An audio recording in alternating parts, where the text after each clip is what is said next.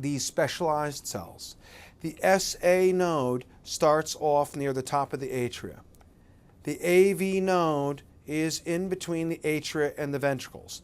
And out of the AV node comes the bundle of His and the bundle branches. Now, the Purkinje fibers, named after our guy Purkinje, is the little bits at the end where it starts, where the conduction system ends and the muscles begin. Purkinje fibers are like the off-ramp from the highway. Purkinje fibers are the off-ramp. It's where the electrical system hits the motor system. And because they are special, unstable, phase 4 doesn't stay flat. And that, frankly, is the only thing you need to know about these specialized cells, is that they don't have a stable flat phase 4. They're moving towards depolarization.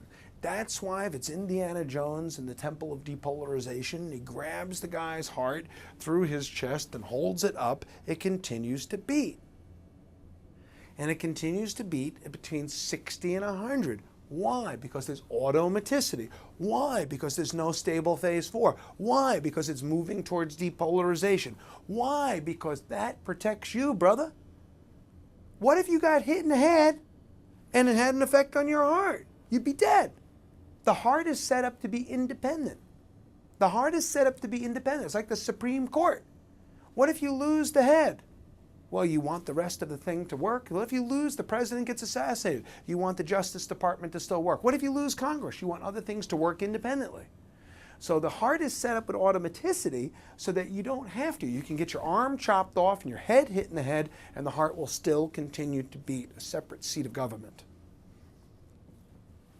Where's my phase 1 and 2? There is no phase 1 and 2. There is no phase 1 and 2 in the nodal tissue, because it's missing the calcium channels that we have.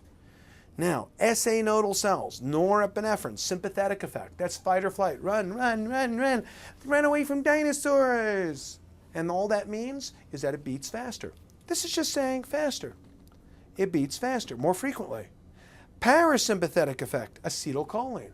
Parasympathetic effect with acetylcholine means it beats slower. And this is nothing different than you know. You know, running away, beta stimulation. It could say beta stimulation, sympathetic stimulation, epinephrine, norepinephrine, sympathetic, adrenaline, fast beat. Okay. Acetylcholine, also known as vagal stimulation.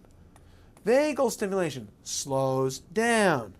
That's why beta blockers slow it down, because beta blockers block the sympathetic situation.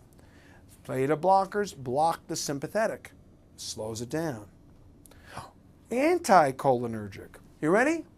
A man comes to the emergency department feeling lightheaded and confused. He is found with his lightheadedness and confusion to have a pulse of 40. What is the best initial therapy for this man? He comes in lightheaded and confused, and he's got a pulse of 40. What is the best initial therapy for this man? The answer is atropine. Atropine works by it is anti-cholinergic. It's anti-acetylcholine, which is to say the same as anti-vagal stimulation, anti-parasympathetic. I just said the same thing in 3 different ways. Vagal is acetylcholine, is parasympathetic, and atropine inhibits it. A guy comes with bradycardia, speed him up with atropine. Hey, a person comes to the emergency room with palpitations. Ay, Dios mío, ay, doctor, ay, yo tengo mareo, yo tengo palpitaciones, ay, gosh me, I'm falling, ay. And the person comes with rapid atrial fibrillation. Rapid atrial fibrillation. What would you use first? A beta blocker to slow it down. Sympathetic stimulation speeds you up. That's good if you're slow. Parasympathetic stimulation slows you down. That's good if you're too fast. A guy comes in and he's too fast, slow him down with a beta blocker. A person comes in and he's too slow, speed him up with atropine.